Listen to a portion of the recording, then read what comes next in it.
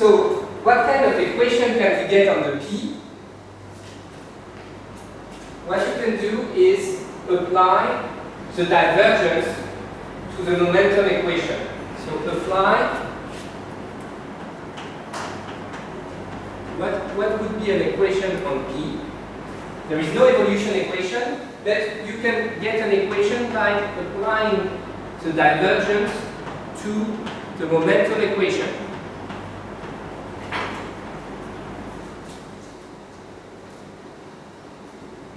What happens if you do that? The divergence of dtu is dt of divergence of u. Goes away. The divergence of u is 0. The same in Navier-Stokes. And here, the divergence of the Laplacian is the Laplacian of the divergence. It goes away. So you are left with the divergence of this guy and the divergence of that guy. But here, the divergence of the gradient is the Laplacian. Okay, so when you apply divergence to momentum equation, and now if you take rho to be 1, okay, we say that the constant is 1, you get that minus Laplacian of P is the divergence of the nonlinear term u dot grad u. So you have a Poisson equation on P. Okay. And so if the source term is, say, smooth and decaying enough,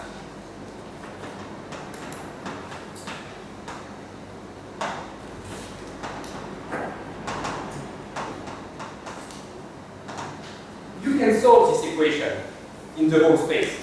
Okay, you can say that P will be minus delta minus 1 divergence of u dot grad u. What is this inverse of the Laplacian? It's just a convolution with the fundamental solution. Okay, so this is equal to, it depends on the dimension. So minus delta minus 1 should be minus 1 over 2 pi log of x convolution with the source term, that's for t equals 2. And in dimension 3, the fundamental solution, that's 1 over 4 pi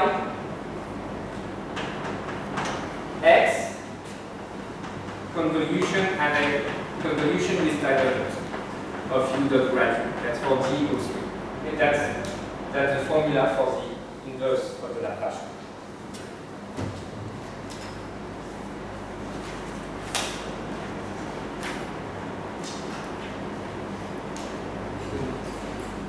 Assuming density homogeneity.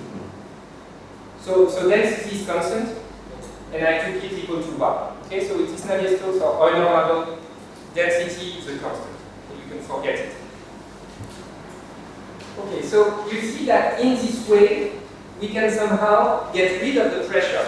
We can express P in terms of U, and then we can take the gradient to get gradient of P.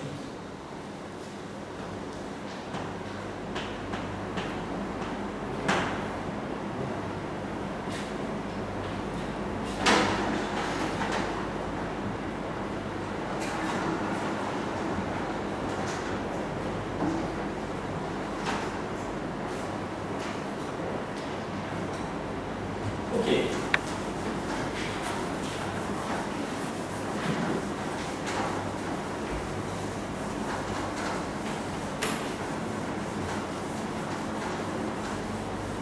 So you see that this momentum equation where you have both u and p,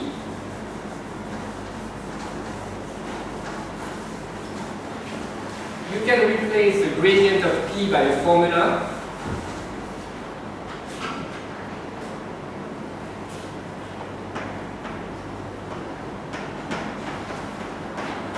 And in this way, you get rid of P.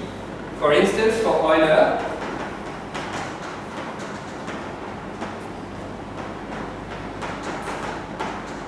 and that would be the same with Navier-Stokes, you just add the diffusion, just add the Laplacian. For Euler, you have the momentum equation that can be written dtu plus some operator p applied to u dot grad u. What is p here? So what is p? So you look.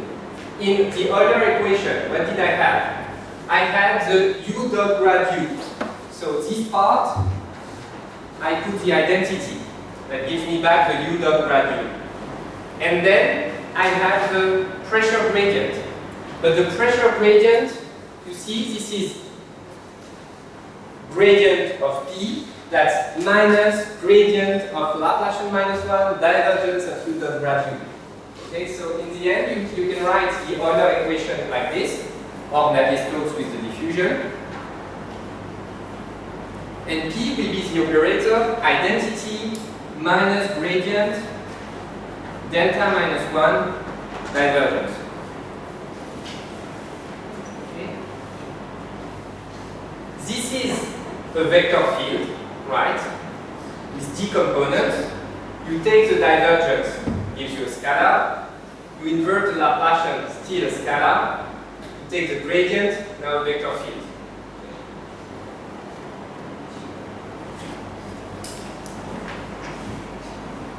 Of course, as I said, at some point we inverted the Laplacian, which requires to be a little careful about the functional spaces. So it will work if the source term is smooth and decaying enough, because the convolution will make sense and will give you some nice solution. But more generally, you can ask,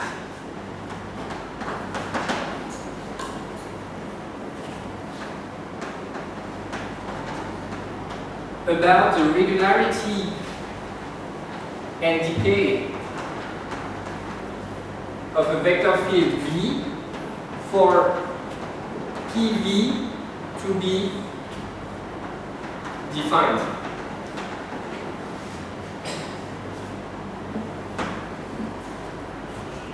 If the source V is smooth decaying enough, it works. And you can use this expression. Right?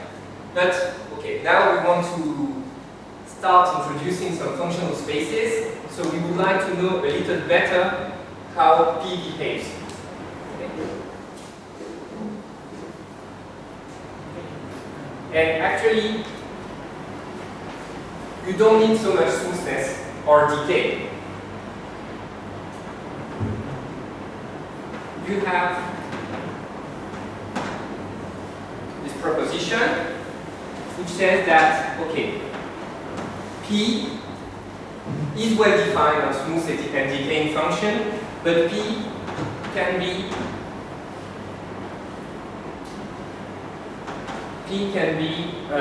extended into continuous operator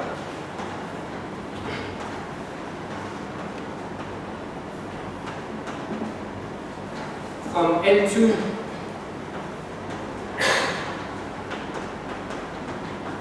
to L2.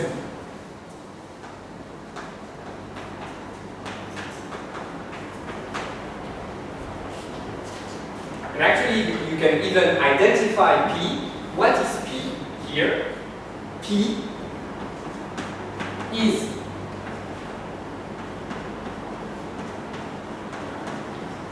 the orthogonal projection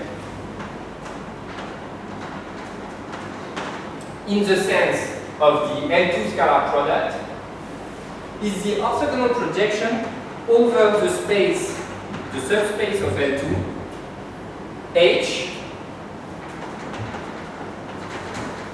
L2 vector fields that are divergence free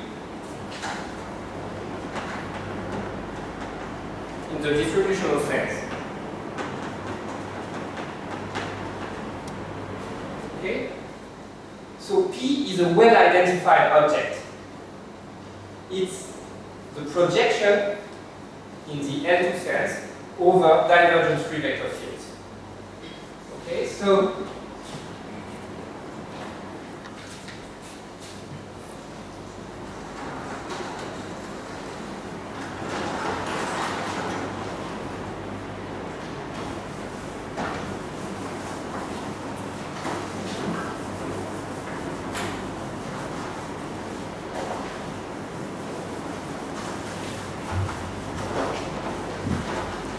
proof is easy.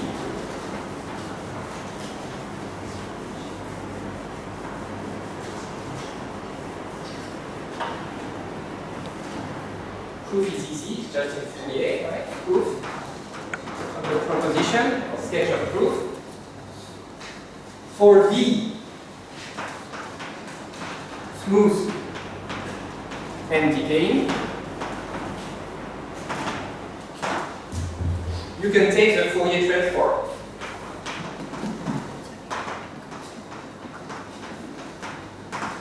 Okay, so you can look at PDE by Fourier transform, look at variable psi. Okay? So when you apply this operator, what does it give you in Fourier? So you have this identity here.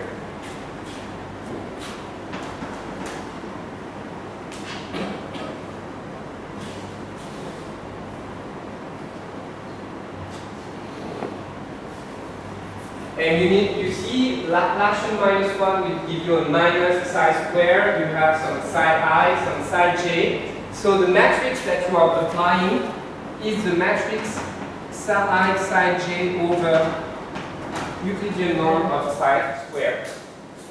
And you apply this to the Fourier transform of V. You can check. Okay? This comes from the gradient, the divergence, the inverse of the Laplacian. Okay, so you see that in Fourier, this is a point-by-point operator, which is just applying to the Fourier transform of V some matrix P.